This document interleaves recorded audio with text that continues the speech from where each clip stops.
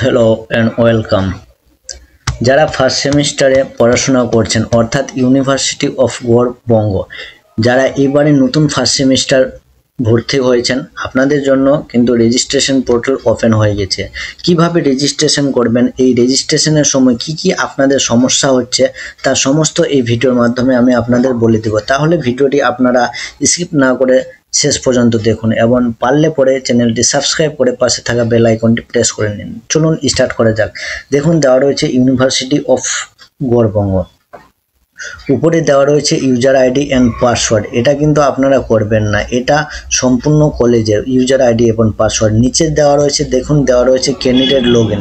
এখানে আপনাদের লগইন করার নিয়ম হচ্ছে এবিসি আইডি অবলিক আধার নাম্বার কিন্তু এখানে পুট করবেন, ঠিক আছে। এবিসি আইডি বা আধার নাম্বার এবং এখানে আপনাদের রোল নাম্বারটি পুট করবেন এবং 10+2 এক্সাম ইয়ার কবে পাস করেছেন সেটা এখানে পুট করে লগইন বলে অপশন রয়েছে, এই লগইন করলে পরে আপনাদের পেজ ওপেন হয়ে যাবে। এই লগইন করার ক্ষেত্রে আপনাদের অনেকের সমস্যা হয়েছে। কি সমস্যা রয়েছে? আপনারা যখন লগইন করছেন আপনারা দেখছেন ক্যান্ডিডেট নট ফাউন্ড, অর্থাৎ আপনাদের ক্যান্ডিডেট নট ফাউন্ড বলছে, আপনাদের প্রোফাইল ওপেন হচ্ছে না। কেন সেটা হচ্ছে? সেটা কিন্তু এখনও পোর্টালে আপডেট চলছে।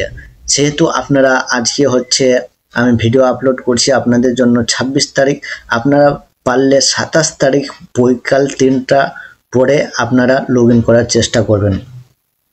অনেক কলেজ রয়েছে, যেমন শামসি কলেজের আপনার অনেক স্টুডেন্টের রেজিস্ট্রেশন নাম্বার এখনও কিন্তু ম্যাচ করছে না, ঠিক আছে। এইভাবে অন্যান্য কলেজ রয়েছে যে রেজিস্ট্রেশন নাম্বারটি শো করছে না বা ক্যান্ডিডেট নট ফাউন্ড এরকম কিছু শো করছে, ঠিক আছে। তাহলে আপনারা 27 তারিখ বৈকাল 3টার পরে আপনারা একবার লগইন করবেন, দেখবেন হয়ে যাবে, অসুবিধার কোনো কারণ নেই। তারপরে দেখুন আপনাদের দেওয়া রয়েছে লাস্ট ডেট এবং ফার্স্ট ডেট হবে তা সেটা আমি আপনাদের বলে দিই। দেখুন দেওয়া রয়েছে আপনাদের ডেট স্টার্ট হয়েছে 25/11/2025, অর্থাৎ 25 তারিখ থেকে স্টার্ট হয়ে গেছে এবং লাস্ট ডেট আপনারা অনলাইন সেটা সাবমিট করতে পারবেন 29/11/2025, অর্থাৎ 29 তারিখ পর্যন্ত আপনারা সাবমিট করতে পারবেন। এবার কলেজে আপনারা সাবমিট করার পর কলেজে জমা করতে হবে। জমা করার টাইম হচ্ছে 1/12/2025 থেকে 5/12/2025 মধ্যে, ঠিক আছে। এবার কলেজ সেটা সাবমিট করে দিবে 12/12/2025 মধ্যে, ইউনিভার্সিটির মধ্যে রেজিস্ট্রেশন আপনাদের সাবমিট করে দিবে। তো সেটা চলুন, এবার মেন কথা হচ্ছে আপনারা রেজিস্ট্রেশন করার ক্ষেত্রে সবথেকে প্রথম আপনাদের এবিসি আইডি করতে হবে। যারা এখনও এবিসি আইডি করেননি তারা অবশ্যই এবিসি আইডি করে নেবেন। তো এবিসি আইডির আমি লিঙ্কটি একবার আপনাদের দেখিয়ে দিচ্ছি কিভাবে আপনারা এবিসি আইডি করবেন। আপনারা ডিজি লকারের মাধ্যমে কিন্তু এবিসি আইডিটি করতে পারবেন। ডিজি লকার যেটা রয়েছে, দেখুন দেওয়া রয়েছে ডিজি লকার, সর্বপ্রথম উপরে আমার ভিডিও দেওয়া রয়েছে কিভাবে আপনারা এখানে এবিসি আইডি করবেন। দেখুন দেওয়া রয়েছে লগইন অর্থাৎ রেজিস্ট্রেশন। এখানে আপনাদের মোবাইল নাম্বারটি চাইবে, মোবাইল নাম্বার পুট করে সাইন আপ করে আধার নাম্বারটি পুট করবেন। এবার সব থেকে মেন কথা হচ্ছে যাদের আধার কার্ডে মোবাইল নাম্বার নেই তাদের কিন্তু এই ডিজি লকার অ্যাপটি ওপেন করা যাবে না, অর্থাৎ যাদের আধার কার্ডে মোবাইল লিঙ্ক রয়েছে তাদেরই এই ডিজি লকার ওপেন হবে এবং তাদেরই এবিসি আইডি হবে। অর্থাৎ যারা এখনও এই এবিসি আইডি করেননি তারা অবশ্যই আমার ক্যাফে এসে আধার কার্ডের সাথে মোবাইল নাম্বার লিঙ্ক করে নেবেন, তবেই আপনাদের কিন্তু ডিজি লকার ওপেন হবে। অন্যথায় আপনারা রেজিস্ট্রেশন করতে পারবেন না যদি এবিসি আইডি না থাকে। চলুন কি করা যাবে। দেখুন দেওয়া রয়েছে ক্যান্ডিডেট লগইন, কিভাবে ক্যান্ডিডেট লগইন করবে।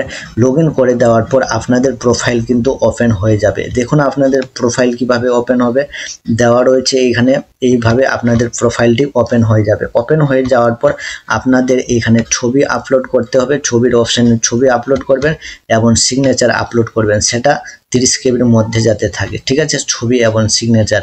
এবং নিচে রয়েছে আপনাদের এবিসি আইডি। এই এবিসি আইডিটি 200 ডিপিআইয়ের মধ্যে স্ক্যান হবে এবং 250 কেবির মধ্যে থাকতে হবে। 200 ডিপিআই এবং 250 কেবির মধ্যে থাকলেই আপলোড হয়ে যাবে। এই এবিসি আইডিটা আপনারা ভালোভাবে কিন্তু আপলোড করবেন, ঠিক আছে।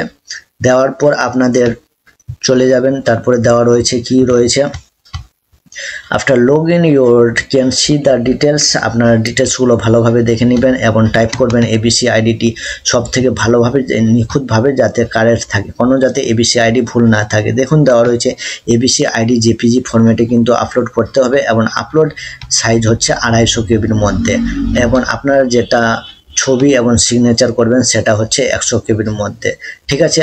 তারপর দেওয়ার পর আপনাদের সাবমিট করবেন। সাবমিট করে দেওয়ার পর আপনাদের কাজ শেষ, সেটা প্রিন্ট আউট করবেন। এখানে দেখবেন যে প্রিন্ট আউট বলে অপশন শো হবে, সেখানে প্রিন্ট আউট করে আপনারা সেটা কলেজে গিয়ে জমা করবেন। ঠিক আছে, এই হচ্ছে আপনাদের প্রসেস। তো চলুন আজকে এই পর্যন্ত, এবং কারো যদি আরও সমস্যা থাকে তবে অবশ্যই আমাকে ভিডিওর নিচে কমেন্ট করতে পারেন।